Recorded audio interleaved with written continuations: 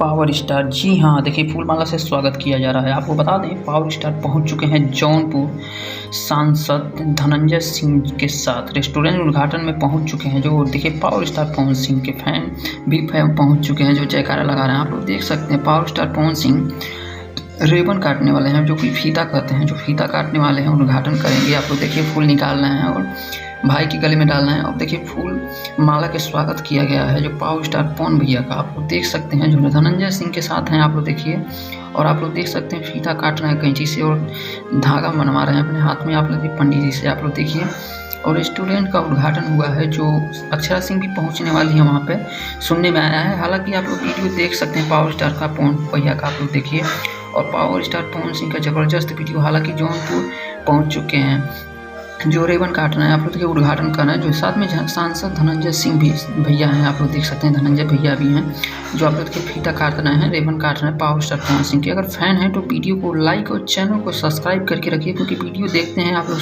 Follow नहीं करते हमें, और सब्सक्राइब करके रखिए क्योंकि नए नए वीडियो हम आपके लिए लाते रहते हैं।